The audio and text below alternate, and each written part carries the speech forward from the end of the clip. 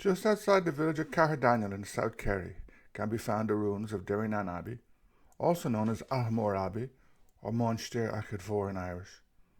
It's spectacularly located on a hill, right up against the sea and facing out over Derrynane Bay. It's actually on an island, appropriately called Abbey Island, but can be reached by walking along a beach. At very high tides or during storms it can be cut off, though this is something rare. As is common in other religious sites in Kerry and elsewhere in Ireland, the church is still in use as a graveyard. Also, like other religious sites in the region, it has a long history, but there's little documentary evidence about it. Traditionally, St Finian, the patron of South Kerry, is said to have founded a church or monastic site there in the 6th century. Little is known about this, and there do not seem to be many remains of it now. Possibly it lies under the present structure. However, in 1985, excavations were carried out around 15 metres west of the graveyard wall. These found a well, a shell midden, a pile of discarded shells or seafood waste, and the foundations of a curved wall. These may be associated with the earlier monastic site, but it's impossible to say.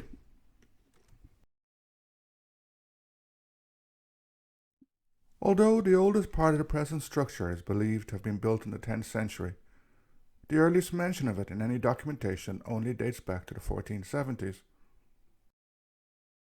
However, due to the inaccessible nature of Derrynane until not so long ago, this is not surprising.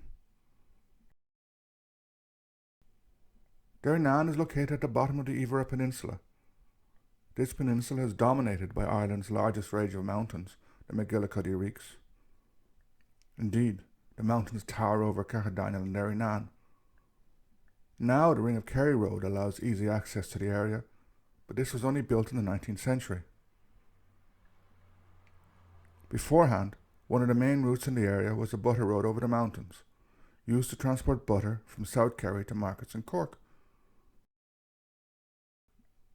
Probably there was another easier route from Kenmare. Nonetheless, Derrynane was extremely isolated. One of the reasons why, in the 18th century, it was renowned for smuggling. The early references to the abbey show that it was an Augustinian house. It appears to have escaped the violence that was so common in the medieval period.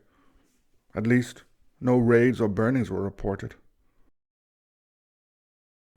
However, it did not escape the usual petty squabbles over offices and positions found in so many institutions.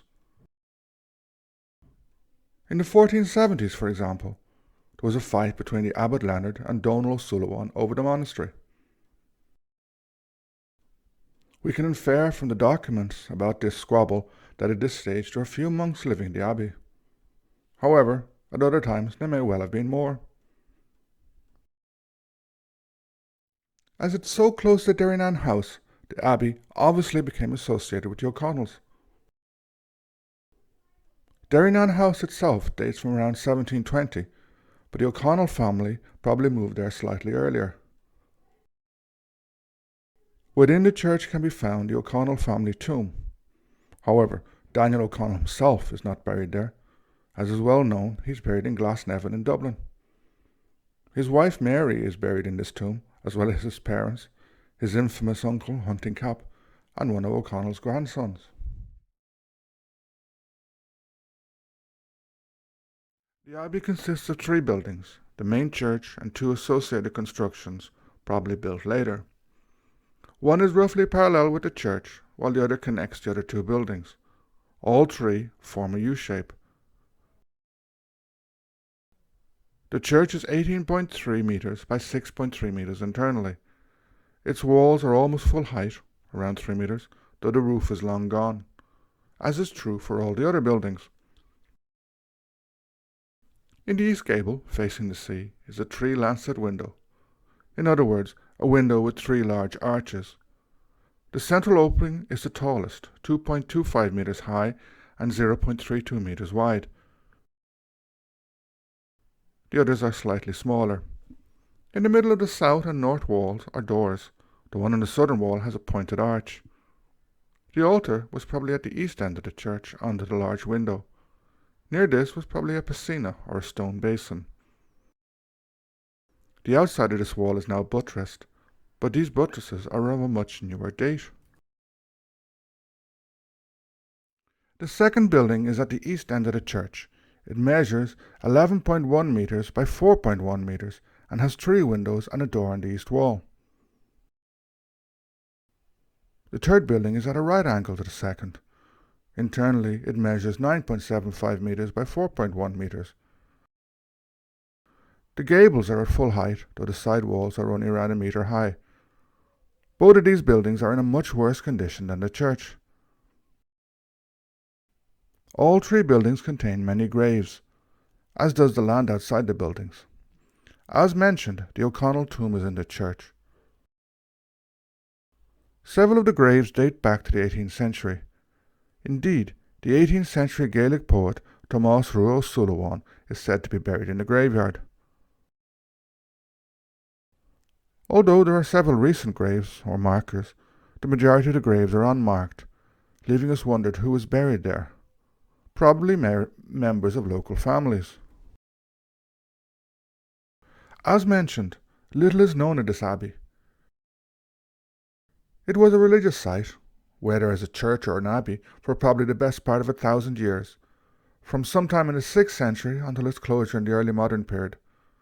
Nor does there seem to be any precise data about its ending, or when it ended. But no doubt this was sometime in the late 16th century or in the middle of the 17th. Perhaps the latter is more correct. The remoteness of the area and the continued dominance of Catholic elites there until the 1640s probably allowed the abbey to continue later than elsewhere. For example, a branch of the O'Sullivans built a tower house at nearby Ballycarnan in the late 17th century. However, in the 1650s, Cromwellian forces reached the area. One of the most dramatic events in this period was the killing of the Red Monk of Scariff, Braharu na Scarva, Friar Francis Dermot O'Sullivan, at nearby Scariff Island in 1653. In the tumultuous years that followed, the land-holding structure changed dramatically, and the O'Sullivans largely disappeared. Many were killed in the Cromwellian Wars, others fled to Spain, others lost their lands. A few anglicised and survived. Later, a branch of the O'Connell family ended up getting land nearby, beginning an association which will result in Daniel O'Connell's name being given to Caherdaniel. It was probably during this period that Derrynane, or Ahamore Abbey, was finally abandoned. Fortunately, despite its beautiful location, it is somewhat sheltered. Although the abbey is in ruins, it does not seem to be in too much danger from the ferocious storms that rage in this part of the country. It is a small abbey in a beautiful location. Much of its history is now lost to us, but undoubtedly it was a witness to many interesting things. During the so-called golden period of Gaelic Ireland, during the Viking period, later medieval Ireland, and the ferocious conflicts of the 16th and 17th century, as well as later often traumatic events. Some of these events have left marks nearby, such as the mass path followed during penal times and the stone near Derrynane House, which marks where mass was said during these times. Now the abbey is a largely silent and tranquil place, still used as a graveyard.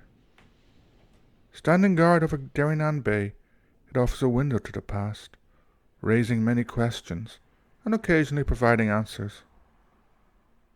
It's also a convenient starting point to explore the many other historic features of the surrounding area, whether Derrynane House itself, stone forts, olm stones, or even ancient copper mines.